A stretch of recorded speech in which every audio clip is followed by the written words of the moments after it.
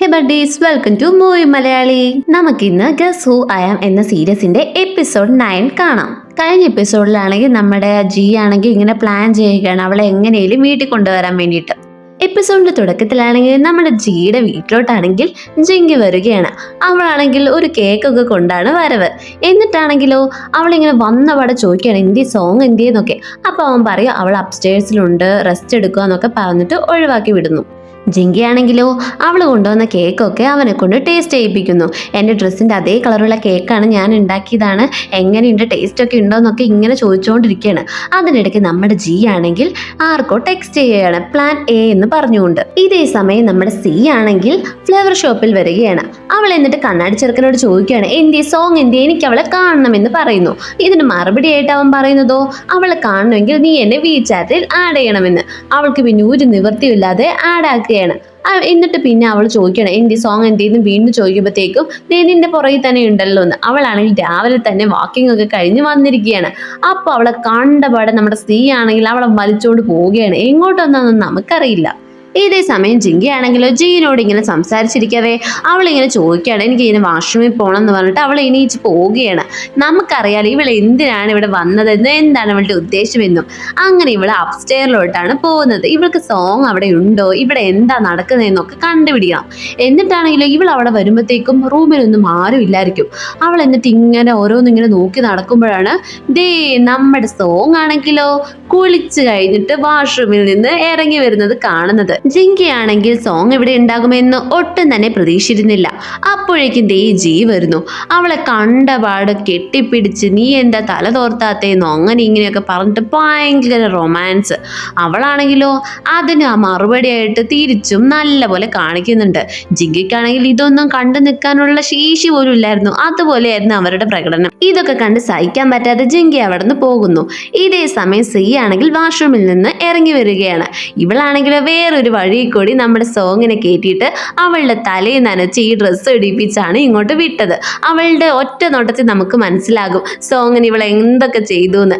C പോയതിനു ശേഷം രണ്ടുപേരും പിന്നെയും അടിയാവുകയാണ്. നീ കാരണം ഞാൻ എന്തൊക്കെ അനുഭവിക്കേണ്ടി വരും എന്നറിയോ, എന്തിനാ ഇങ്ങനെയൊക്കെ എന്നെ ചെയ്യുന്നതെന്നൊക്കെ ചോദിച്ചിട്ട് ഇവളാണെങ്കിൽ ഇങ്ങനെ കത്തി കയറുന്നുണ്ട്. അപ്പോഴത്തേക്കും ജി പറയുന്നുണ്ട് ഞാൻ നിന്നോട് അപ്പോഴേ പറഞ്ഞാൽ ഇവിടെ വന്ന് നിൽക്കാൻ, ഇങ്ങനെയാണെങ്കിൽ കുഴപ്പമൊന്നുമില്ലല്ലോ, സിറ്റുവേഷൻ അനുസരിച്ച് എനിക്ക് നിന്നെ കൂട്ടിയിട്ട് വരാൻ പറ്റില്ല, അതുകൊണ്ട് നീ ഇവിടെ നിൽക്കണമെന്ന് പറയുന്നു. നമ്മുടെ പെണ്ണും അപ്പം തന്നെ സമ്മതിക്കുന്നുണ്ട്. പക്ഷേ അവളുടെ മനസ്സിൽ ആ കോണ്ടാക്ട് എങ്ങനെയെങ്കിലും ഇവനില്ലാത്തപ്പോൾ അടിച്ചു മാറ്റണം എന്ന തോന്നലുകൊണ്ടാണ് ഇവള് ഓക്കെ പറഞ്ഞത്. അതിനുശേഷം പോവാൻ ത്തേക്കും നമ്മുടെ ജി ആണെങ്കിൽ അവളെ പിടിച്ച് വാഷ്റൂമിലോട്ട് കൊണ്ടുപോയിട്ട് അവളുടെ മുടിയാണെങ്കിൽ ഡ്രൈ ചെയ്ത് കൊടുക്കുന്നുണ്ട്. അത് നമ്മുടെ സോങ്ങിനെ കുറച്ച് ഇഷ്ടമാവുന്നുണ്ട്. പിന്നീട് അന്ന് രാത്രിയാണെങ്കിൽ ജയിക്കാണെങ്കിൽ കിടന്നിട്ട് ഒന്നും ഉറക്കം വരുന്നില്ല. അവൻ ആകെ ഡിസ്റ്റർബാണ്. കാരണം എന്തോന്നു, നാളെ നമ്മുടെ അല്ലേ സോങ് വരുമല്ലേ, അപ്പം മുറിയൊക്കെ ഒന്ന് ഡെക്കറേറ്റ് ചെയ്യണമെന്ന് ഇവന് തോന്നുകയാണ്. അവൻ അപ്പം തന്നെ ആ രാത്രി ജിയാങ്കിനെ വിളിക്കുകയാണ്. ഒരു പെണ്ണിൻ്റെ റൂമിൽ എന്തൊക്കെ വേണം എന്നൊക്കെ ചോദിച്ചുകൊണ്ട്. ജിയാങ്കാണെങ്കിലോ രാത്രി അവൻ്റെ ഉറക്കം നശിപ്പിച്ചതിന് നല്ല പോലെ ജീനെ പറയുന്നുണ്ട്. പക്ഷെ അവൻ അതൊന്നും മൈൻഡാക്കുന്നില്ല. പിന്നെ അങ്ങനെ എല്ലാം ഓർഡർ ചെയ്ത് വരികയാണ്. ഓർഡർ ചെയ്യാനത് രണ്ട് ആൾക്കാരാണെങ്കിലോ അവനെ ഇട്ട് ഭയങ്കരമായിട്ട് പറയാണ്. കാരണം അവരുടെയും കൂടെ ഉറക്കമല്ലേ പോയത്. പിന്നെയാണെങ്കിൽ അവരിങ്ങനെ പറയുന്നത് അവൻ മൈൻഡ് ചെയ്യാതെ അത് മൊത്തം ഡെക്കറേറ്റ് ചെയ്യുകയാണ് റൂം. പിറ്റേന്ന് സോങ് ആണെങ്കിൽ രാവിലെ തന്നെ റെഡി ആയിട്ട് ഒരു കുഞ്ഞു ബാഗും കൊണ്ട് ഇറങ്ങുകയാണ് അവൻ്റെ വീട്ടിലോട്ട്. അവൻ എന്നിട്ട് ഇവളെ വിളിക്കാൻ വരികയാണ്. അപ്പോൾ നിന്റെ ബാഗ് എന്ത് ചോദിക്കുമ്പോഴത്തേക്ക് ആ കുഞ്ഞു ബാഗ് അവന് കാണിച്ചു കൊടുക്കുകയാണ്. അപ്പോൾ അവനാണെങ്കിലോ അവളെ കൊണ്ട് ഷോപ്പിങ്ങിന് പോവുകയാണ്. ഒരു ലോഡ് സാധനങ്ങൾ മാളിൽ നിന്ന് അവൻ അവൾക്ക് വാങ്ങിക്കൊടുക്കുകയാണ്. അതിനുശേഷം അവർ താഴോട്ട് വരുമ്പോൾ തന്നെ ഒരു ക്ലോ മെഷീൻ കാണും. അതായത് ഈ ഡോളിനൊക്കെ ഇങ്ങനെ പിക്ക് ചെയ്തെടുത്ത് ആ ഒരു ഗെയിമില്ലേ, അത് കാണുമ്പോൾ അവൾ പറയും എനിക്കത് വേണം, നീ കളിക്കുന്നു പറയും. അവൻ അപ്പം തന്നെ പറ്റില്ല എന്ന് പറയുന്നുണ്ട്. പക്ഷെ അവളാണെങ്കിലോ അവളുടെ മിസ്റ്റീരിയസ് പവർ കൊണ്ട് അവനെ കൊണ്ട് സമ്മതിപ്പിക്കുകയാണ്. അവൻ എന്നിട്ട് ആ ഡോളൊക്കെ എടുക്കാൻ വേണ്ടി ഇങ്ങനെ തൂങ്ങി പോകുന്നുണ്ട്.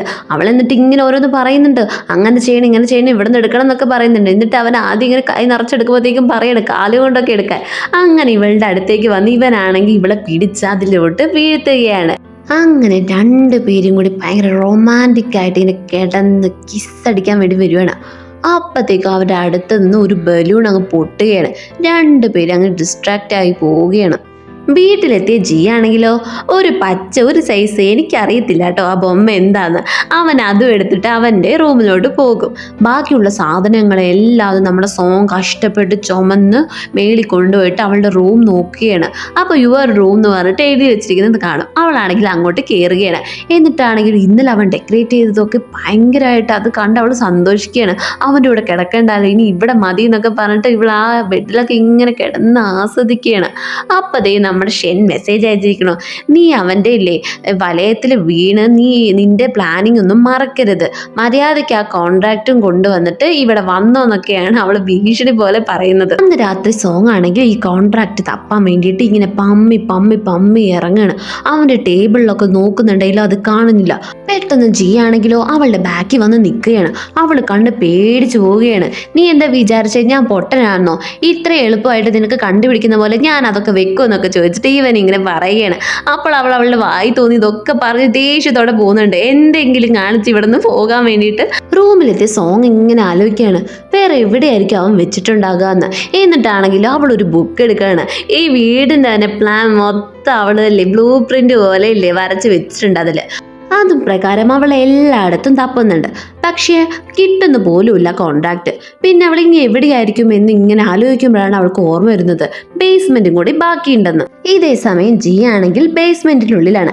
അവൻ ഇങ്ങനെ ഓരോന്നൊക്കെ ഇങ്ങനെ പ്ലാൻ ചെയ്ത് ഓരോന്നും വായിച്ചൊക്കെ ഇരിക്കുകയാണ്. അപ്പോഴത്തേക്ക് അവൻ വെള്ളം എടുക്കാൻ വേണ്ടിയിട്ട് ഇങ്ങനെ നോക്കുമ്പോൾ അതാ ഇവൻ വാങ്ങിച്ചു കൊടുത്ത കപ്പിൾ ഗ്ലാസ്സിൽ ഒന്നാണ് അവൻ വെള്ളം കുടിക്കാൻ വേണ്ടി എടുക്കുന്നത്. അങ്ങനെ അവളെക്കുറിച്ച് ഓർത്തിരുന്നു പോവുകയാണ്. ഇതേ സമയം സോങ് ആണെങ്കിൽ ആ ബേസ്മെന്റിലോട്ട് വരികയാണ്. അവൾ നോക്കുമ്പോൾ ദാ ഡോർ ആണെങ്കിൽ നമ്പർ ലോക്കാണ്. ഇവളല്ലേ കേമത്തി. അവൾ അപ്പം തന്നെ അവളുടെ കോമ്പാക്ട് പൗഡർ എടുത്തിട്ട് അതിലോട്ട് ഊതുകയാണ്. അങ്ങനെ ഫിംഗർ പ്രിന്റ് കാണുന്നു. അങ്ങനെ അവൾ നോക്കുമ്പോൾ 4 നമ്പേഴ്സ് ഉണ്ട്. അവളുടെ 4ാമത്തെ ട്രയൽ തന്നെ അത് തുറക്കുന്നു. പക്ഷേ വലിച്ചിട്ട് ഒന്നും വരുന്നില്ല. അവൾ എന്നിട്ട് ഉന്താമെന്ന് പറഞ്ഞിട്ട് നല്ല ദൂരെ പോയിട്ട് ഓടി വന്നിട്ടാണെങ്കിൽ ആളില്ലേ വാതിലിലോട്ട് ഒറ്റ ഇടി ഇടിക്കണം. അപ്പോഴത്തേക്കും അവൻ ആ വാതിൽ തുറക്കുമ്പോഴത്തേക്കും അവൻ്റെ നെഞ്ചത്തോട് പോയിട്ടാണ് ഇവൾ ഇരിക്കുന്നത്. ഇവിടെ കണ്ട് ജി ആണെങ്കിൽ ഇങ്ങനെ ചോദിക്കുകയാണ് നീ എന്തിനാ ഇവിടെ വന്ന്, നിനക്ക് ഇവിടെ എന്ത് ആവശ്യമുള്ളതെന്നൊക്കെ ചോദിച്ചിട്ട് ഒരു 100 ചോദ്യങ്ങൾ ചോദിക്കുകയാണ്. എന്നിട്ടാണെങ്കിലും അവൾ അതുപോലെ ഒന്നും മിണ്ടാതെ റൂമിൽ പോയിട്ടാണെങ്കിൽ വാതിലടച്ചപ്പോൾ ഇവനെ ഭയങ്കരമായിട്ട് തെറി പറയുകയാണ്. അതിനുശേഷം ഫോണിലൂടെ പറയാണ് നാളെ എക്യുപ്മെന്റ്സ് ആയിട്ട് വരണം, നമ്മൾ എന്തായാലും ആ ബേസ്മെന്റ് തുറന്നിട്ടേ ഉള്ളൂ എന്ന് പറഞ്ഞിട്ട് ഇവള് പറഞ്ഞു വെക്കുകയാണ്.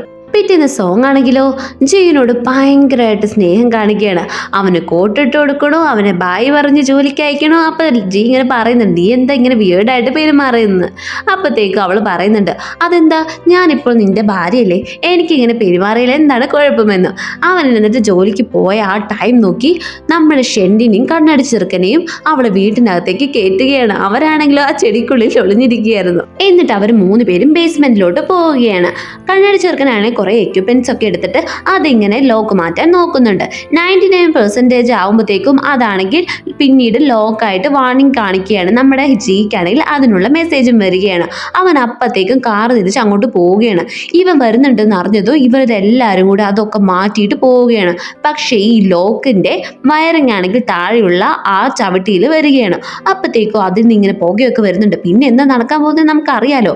അപ്പത്തേക്കും ജി വാതിൽ തുറന്ന് നോക്കുമ്പോൾ എന്നാ നമ്മുടെ സോങ് ആണെങ്കിൽ ഒന്നും അറിയാത്ത പോലെ ഇങ്ങനെ വെള്ളം കുടിച്ചോണ്ടിരിക്കുകയാണ്. നീ എന്താ ബേസ്മെന്റിൽ കാണിച്ചത്, ഞാനൊന്നും അറിയില്ല എന്ന് വിചാരിച്ചോന്നൊക്കെ പറഞ്ഞിട്ട് ഇവളെ ഇങ്ങനെ ക്വസ്റ്റ്യൻ ചെയ്യുമായിരിക്കും ചെയ്യും. അപ്പോഴത് ആ ബേസ്മെന്റിൽ നിന്നും ഇങ്ങനെ പുക വരുന്നു. നമ്മൾ വിചാരിച്ച പോലെ തന്നെ അവിടെ തീ പടരുകയാണ്. ഇത് കണ്ട് ജിക്കാണെങ്കിൽ പണ്ടത്തെ കാര്യങ്ങളൊക്കെ ഓർത്തിട്ട് അവൻ ആകെ കൺട്രോൾ പോവുകയാണ്.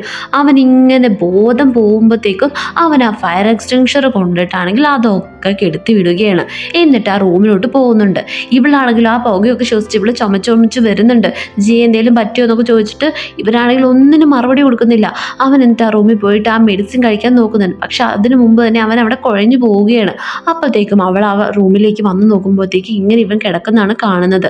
അവൾ അപ്പം തന്നെ ഓടിപ്പോയിട്ട് ജി എന്തെങ്കിലും പറ്റുമോ എന്നൊക്കെ ചോദിക്കുന്നുണ്ട്. എന്നിട്ട് അവൻ വെള്ളം എന്ന് പറയുമ്പോഴത്തേക്കും അവൾ ആ വെള്ളം കൊടുത്തിട്ട് മെഡിസിനും കൊടുക്കുന്നു. അവനൊന്ന് ഓക്കെ ആയിട്ട് വരുമ്പോഴാണ് അവൾ ആ റൂം ശ്രദ്ധിക്കുന്നത്.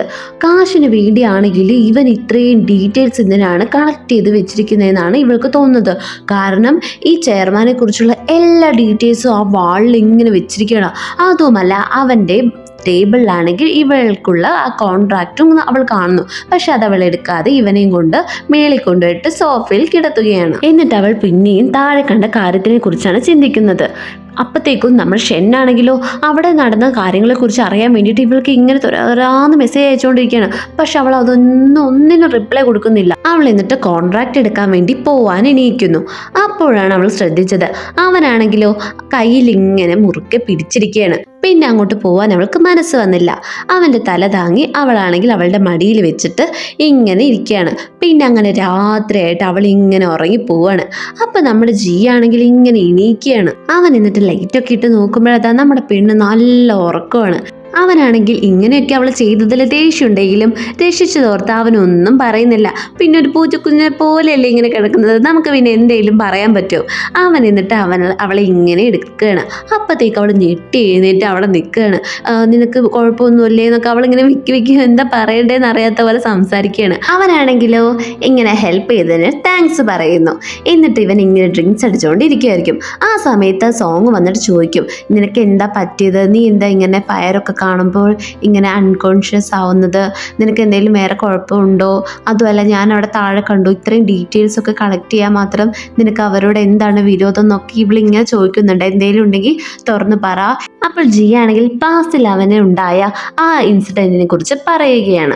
നിനക്കറിയാലോ നിന്റെ കൂട്ടുകാരൻ മരിച്ചുപോയെന്ന്. അന്നാണെങ്കിൽ അവിടെ ഞാനും ഉണ്ടായിരുന്നു. എൻ്റെ അച്ഛനാണെങ്കിൽ അവിടെ എന്നെ ആദ്യമായിട്ട് കൊണ്ടുപോയി. അപ്പോൾ ഞങ്ങൾ ഹൈഡ് ആൻഡ് സീക്ക് കളിച്ചുകൊണ്ടിരിക്കുമായിരുന്നു. അവൻ കൗണ്ട് ചെയ്തുകൊണ്ടിരുന്ന സമയത്താണെങ്കിൽ ഞാനൊരു കബോർഡിനുള്ളിൽ കയറി ഒളിഞ്ഞു. അപ്പോഴത്തേക്കും ഗ്യാസ് ലീക്കായി അവിടെ ഫയറായിട്ട് അവർ മരണപ്പെടുകയായിരുന്നു. അങ്ങനെ അവനും അവൻ്റെ അമ്മയും മരിച്ചു. ഞാനാണെങ്കിൽ അവിടെ ഒളിഞ്ഞതുകൊണ്ട് രക്ഷപ്പെട്ടു. പിന്നെ എപ്പോഴൊക്കെ ഞാൻ ഫയർ കാണുന്നുവോ അപ്പോൾ എനിക്ക് സ്ട്രെസ് ഡിസോർഡർ വരുന്നുണ്ട്. അതാണ് ഞാൻ ഇങ്ങനെ അൺകോൺഷ്യസ് ആവാൻ കാരണമെന്ന് അവൻ പറഞ്ഞു നിർത്തുന്നു. ഇവൻ്റെ ഈ കഥയൊക്കെ കേട്ടിട്ട് സോങ്ങിനാണെങ്കിൽ ആകെ സങ്കടമായിട്ട് അവളിങ്ങനെ അവൻ്റെ മുഖത്തേക്ക് തന്നെ നോക്കിയിരിക്കുകയാണ്. അതിനുശേഷം ഇവർ റൂമിലോട്ട് പോകുന്നു. അപ്പോൾ ഇവളിങ്ങനെ പറയുന്നുണ്ട്, എന്തായാലും നീ ഇതൊക്കെ ചെയ്യുന്നത് പണത്തിന് വേണ്ടിയിട്ടല്ല, വേറെ എന്തോ ഒരു കാരണമുണ്ട്. അതെന്താന്ന് പറയാമോ ചോദിക്കുമ്പോഴത്തേക്ക് ഇവൻ പറയുന്നുണ്ട്, അത് ഞാൻ എന്തായാലും ടൈം വരുമ്പോൾ നിന്നോട് തന്നെ അത് ഞാൻ പറഞ്ഞിരിക്കുമെന്ന്. അതിനുശേഷം രണ്ടുപേരും കൂടി അവരുടെ റൂമിലോട്ട് പോവുകയാണ്. ഇവൻ എന്നിട്ട് അതിൻ്റെ ഹാങ് ഓവർ തന്നെ നിൽക്കുകയാണ്. ഇവനത് മറക്കാൻ പറ്റുന്നില്ല. പിറ്റേന്ന് രാവിലെ ആണെങ്കിൽ ജി നല്ല സമൃദ്ധമായ ബ്രേക്ക്ഫാസ്റ്റ് ഉണ്ടാക്കിയാണ്. സോങ് വന്നിട്ടാണെങ്കിൽ അവൾക്കും കൊടുക്കുന്നു. അവളിങ്ങനെ കഴിച്ചുകൊണ്ടിരിക്കുമ്പോഴതാ അവളുടെ കോൺട്രാക്ട് അവൻ ഇങ്ങനെ കൊടുക്കുകയാണ്. നീ ഇത് എടുത്തോ എന്ന് പറഞ്ഞുകൊണ്ട് അവളിങ്ങനെ എടുക്കാൻ വരുമ്പോഴത്തേക്ക് അവൻ എന്നിട്ട് മാറ്റിയിട്ട് പറയാണ്, ഞാനിത് നിനക്ക് തരണമെങ്കിൽ നീ ഈ മാരേജ് ഡോക്യുമെന്റിൽ നീ സൈൻ ചെയ്യണമെന്ന്. അപ്പോൾ അതെന്താന്ന് അവൾ ചോദിക്കുമ്പോഴാണ് പറയുന്നത് 1 ഇയർ ഇവന്റെ ഭാര്യയായിട്ട് അഭിനയിക്കണമെന്ന്. ആദ്യമൊന്നും ഇവിടെ സമ്മതിച്ചില്ലേലും ആ കോൺട്രാക്ട് അവൾക്ക് ആവശ്യമായതുകൊണ്ട് മനസ്സോടെ അവൾ അത് സൈൻ ചെയ്യുകയാണ്. അവൻ അപ്പോൾ ചോദിക്കുന്നുണ്ട്, നീ അത് വായിച്ചു പോലും നോക്കുന്നില്ല എന്ന്. അതിനവൾ മുഖം തിരിച്ചിട്ടാണെങ്കിൽ മറുപടി പോലും കൊടുക്കുന്നില്ല. കോൺട്രാക്ട് കൈ കിട്ടിയത് അവൾ അത് ചറപറാന്ന് പറഞ്ഞിട്ട് കീറിക്കളഞ്ഞ് കലിയടക്കുകയാണ്. ഇനി ഈ മാരേജ് ഡോക്യുമെന്റിൽ പറയുന്ന പോലെ 1 വർഷം നമ്മുടെ സോങ് എങ്ങനെയൊക്കെ ഇവരെ സഹിച്ച് കഴിയുന്നതെന്ന് നമുക്കിനി അടുത്ത എപ്പിസോഡിൽ കാണാം. വീഡിയോ കാണുന്ന കൂട്ടുകാരെല്ലാവരും ലൈക്കും കമന്റ് ചെയ്ത് നമ്മുടെ ചാനൽ ഒന്ന് സബ്സ്ക്രൈബും കൂടെ ചെയ്യേണ്ടതാണ്. നിങ്ങളുടെ അഭിപ്രായങ്ങൾ കമന്റ് ബോക്സിലൂടെ അറിയിക്കാവുന്നതാണ്. അടുത്ത എപ്പിസോഡുമായി കാണാം. ബൈ.